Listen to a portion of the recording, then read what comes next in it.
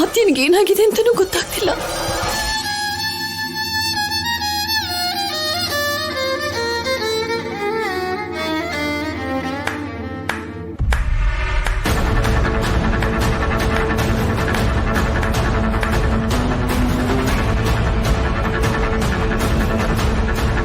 ಕೊನೆ ಕ್ಷಣದಲ್ಲಿ ಮಾಯಾ, ನೀವ್ ಹೇಳಿದ ಮಾತೇ ಅಲ್ವಾ?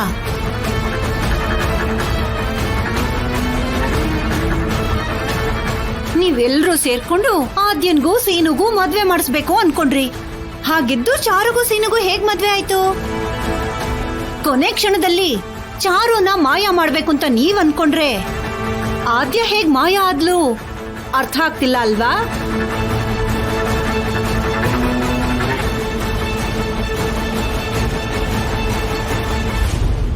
ಇದಕ್ಕೆಲ್ಲ ಕಾರಣ ನೀನೇ ಅಲ್ವಾ?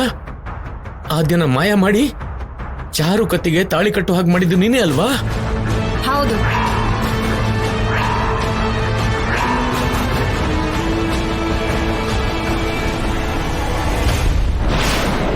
ನನ್ನನ್ನ ನಂಬಿಸೋದಿಕ್ಕೆ ನೀವೆಲ್ಲ ಸೇರ್ಕೊಂಡು ಏನ್ ಮಾಡಿದ್ರು ಅದನ್ನೇ ನಾನು ಮಾಡ್ದೆ. ಏನೇ ಹೇಳಿದ್ದು ಮರ್ತೋಗಿದ್ಯಾ ಪದ್ಮ? ನಿನ್ ತಾಳಿಗಿಂತ ಈ ಮದುವೆ ಹೆಚ್ಚಾಗೋಯ್ತಾ ನಿಂಗೆ? ತಾಳಿ ಕಿತ್ಕೋತೀನಿ ಅಂತಿದ್ದ ಹಾಗೆ ಹೆದರ್ಕೊಂಡು ಸುಮ್ನಾಗ್ಬಿಡ್ತೀನಿ, ಆಮೇಲೆ ನೀವ್ ಏನೇ ಮಾಡಿದ್ರು ಸುಮ್ನೆ ಇರ್ತೀನಿ ಅಂತ ಅನ್ಕೊಂಡಿದ್ರಾ?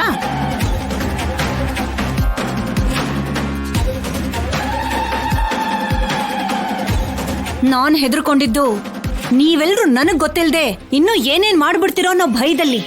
ಭಯ ಪಟ್ಕೊಂಡ್ ಹಾಗೆ ನಾಟಕ ಆಡ್ದೆ.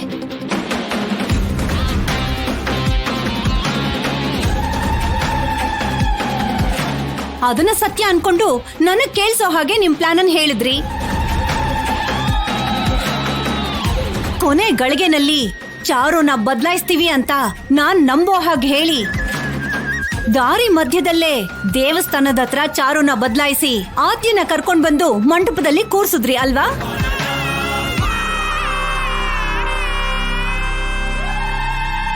ಚಾರು ಅಪ್ಪ ಅಮ್ಮನ್ಗೆ ಅಪಶಕುನ ಅಂತ ಸುಳ್ಳು ಹೇಳಿ ಅಮ್ಮನವ್ರ ಹೆಸರು ಹೇಳ್ಕೊಂಡು ಆದ್ಯನ್ ಮುಖಕ್ಕೆ ಮುಸ್ಕ್ ಹಾಕೊಂಡು ಕರ್ಕೊಂಡ್ ಬಂದ್ ಕೂರ್ಸುದ್ರಿ ಅಲ್ವಾ? ನಾನು ಕೂಡ ಬೇರೆಯವ್ರ ಥರನೇ ಅವಳನ್ನ ಚಾರು ಅಂತಾನೆ ಅನ್ಕೊಂಡೆ. ಅಸಮಣೆ ಮೇಲೆ ಕೂತು ಪೂಜೆಗಳನ್ನ ಮಾಡೋವಾಗ್ಲೂ ಅವಳು ಚಾರು ಅಂತಾನೆ ಅನ್ಕೊಂಡಿದ್ದೆ. ಮತ್ ನಿನ್ಗ್ಯಾರು ಹೇಳಿದ್ರು? ಆದ್ಯ ಹೇಳಿದ್ಲು.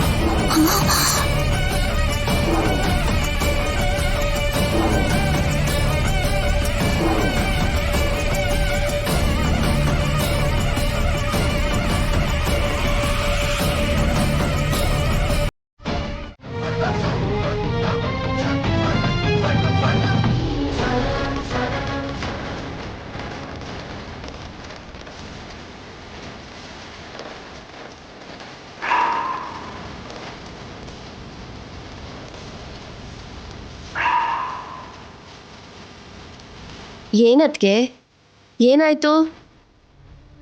ಚಾರು ಕೈಗೆ ನಾವು ಗೋರಂಟಿ ಹಾಕಿದ್ವಿ ಅಲ್ವಾ? ನಾವಲ್ಲ ಅಕ್ಕ, ಅಕ್ಕನ ಕೈಲೇ ಹಾಕ್ಸಿದ್ವಲ್ಲ. ಅದೇ ಅತ್ತಿಗೆ ಚಾರು ಕೈಗೆ ಗೋರಂಟಿ ಹಾಕಿದ್ಲಲ್ವಾ? ಹಾಕಿದ್ರು, ಚೆನ್ನಾಗಿ ಕೆಂಪಾಯ್ತು ಕೂಡ. ಮತ್ತೆ ಇಲ್ಲಿರೋ ಚಾರು ಕೈಯಲ್ಲಿ ಗೋರಂಟಿನೇ ಇಲ್ವಲ್ಲ? ಇಲ್ಲ ಅಂದ್ರೆ ಏನದ್ಕೆ? ಹಾಕಿರೋ ಗೋರಂಟಿ ಏನಾಗುತ್ತೆ?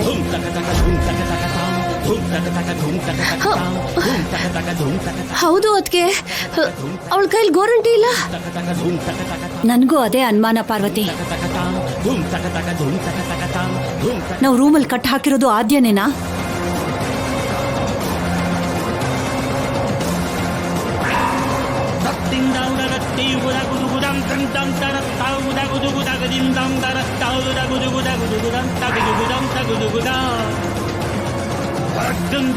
ಕೈಯಲ್ಲಿ ಗೋರಂಟಿ ಇಲ್ಲ ಅಂತಂದ್ರೆ ಇಲ್ಲಿರೋದು ಚಾರು ಅಲ್ಲ. ಹಾಗಾದ್ರೆ ನಾವಲ್ಲಿ ಕಟ್ ಹಾಕಿರೋದು? ನೀವೇನ್ ಮನುಷ್ಯರ? ಮುಸುಕ್ ಹಾಕಿ ಅಷ್ಟೆಲ್ಲ ಹೊಡಿತಾರ? ನಮ್ಗೇನೆ ಗೊತ್ತು ಮುಸ್ಕಲ್ಲಿರೋದು ನೀನು ಅಂತ. ಆದ್ಯ ಅನ್ಕೊಂಡ್ ಹೊಡೆದ್ಬಿಟ್ಟೆ ಕಣೆ. ನಿನಗಾದ್ರೂ ಗೊತ್ತಾಗ್ಬೇಕು ತಾನೆ? ಗೊತ್ತಾದ್ರೆ ಯಾಕೆ ಹೊಡಿತೀವ್ ಚಾರು? ಗೊತ್ತಿಲ್ದೇನೆ ಅಲ್ವಾ ಹೊಡೆದಿದ್ದು? ಚಾರು, ಇದೆಲ್ಲ ನಮ್ಮ ಅತ್ತಿಗೆ ಅವ್ರ ಕಡೆಯಿಂದಾನೆ ಕಣೆ. ಇಷ್ಟೊತ್ತು ಹಸಿ ಮನೆ ಮೇಲೆ ಕೂತಿದ್ದು ನೀನೇ ಅನ್ಕೊಂಡಿದ್ವಿ. ಅಲ್ಲ ಕಣೆ, ನಿಮ್ಮ ಅಪ್ಪ ಅಮ್ಮನ ಜೊತೆಗಿದ್ದು ನಿನ್ನ ಮಾಯ ಮಾಡಿ ಆದ್ಯನ ಹೇಗೆ ಕರ್ಕೊಂಡ್ ಬಂದ್ರು? ಅದೆಲ್ಲ ಆಗಿದ್ದು ಆ ದೇವಸ್ಥಾನದ ಹತ್ರ.